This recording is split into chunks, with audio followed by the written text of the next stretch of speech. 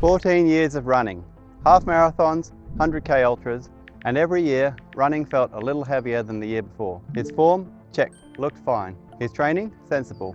His fitness?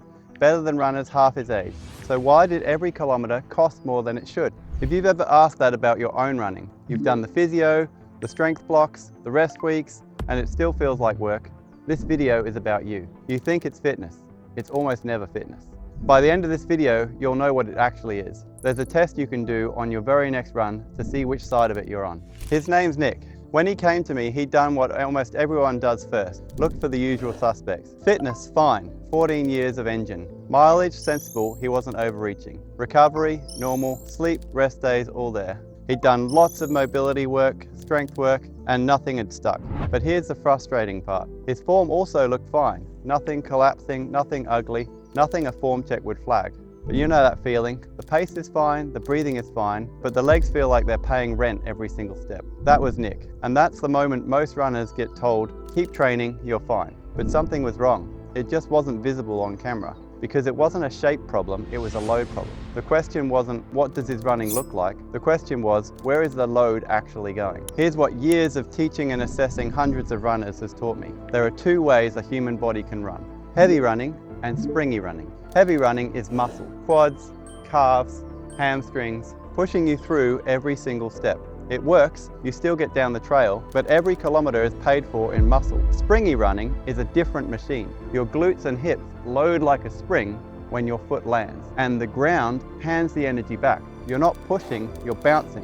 When your spring system is online, the whole chain connects. When it's not, your legs are doing the whole job alone. And here's the first thing that should change about how you see Nick. His fitness hadn't gone anywhere, his body had just started spending it differently. Think about a kettlebell swing. You don't muscle the bell through the whole arc, you'd be cooked in a minute. You tense at exactly one point, the drive, and then you're relaxed in the rest of the swing. Running is meant to work the same way. Relaxed, relaxed, relaxed. Then one split second of tension when your foot hits the ground, and that bounce carries you. Or the way I say it to every client, running is a throw, not a push. You don't throw a ball with just your arm, your whole body loads and releases in a sequence. Because nobody chooses heavy running. You drift into it. Years of sitting, an old injury you protected, a pattern that crept in one training block at a time. The spring goes quiet slowly, and your body is clever. It doesn't stop you running.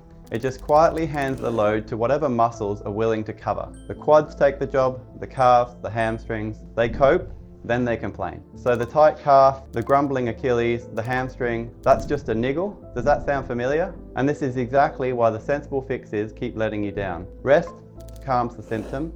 It doesn't wake the spring. So you come back. The same pattern loads the same spot, and round you go again. Strength work. Listen, this one catches good runners out. Strength is not the villain. I'll never tell a runner to stop lifting. But strength in the wrong pattern just builds a stronger version of the wrong pattern. A fitter compensation is still a compensation.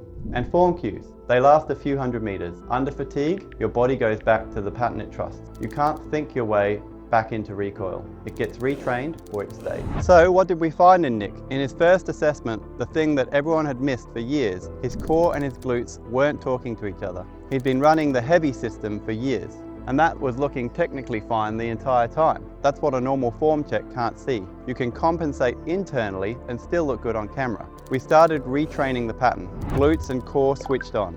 By week 2, he felt it change. His words, word for word, that little springy, steppy feeling. Then, the only thing I'm feeling now in my running is really my glutes. The Achilles he came in with, non-existent. And the line I won't forget, that's really something that's been the real eye-opener for me. Something I've been missing my entire running career, really. So here's the test I promised. 3 signals, next run. 1, where do you feel it afterwards? Your calf, quads, hamstrings, that's the heavy system talking. Glutes, honest fatigue, up high, that's the spring doing its job. 2, the downhill check. Lean back, stick your foot out, the load smashes into your knees and your quads. Heavy. Lean forward, land under yourself, it goes straight into your glutes, the spring. 3, effort creep. Same pace, same routes, costing more than a year ago, your fitness didn't vanish, the system drifted. So if your running's getting heavier every year, maybe it was never about training harder. Maybe you've been fit the whole time, stuck in a system that stopped giving energy back. Nick ran for years like that. His whole running career even, 14 years. Not a fitness problem, a system problem. Now, the self-test showed you the signs, but signs aren't a diagnosis. If you want to see where your load is clearly going, I built a free runner audit. 10 minutes, 4 movement checks, you'll see you're running the way we saw Nick's. The link's in the description. Because the goal was never to make the wrong muscles tougher, it's to get the load back where it belongs.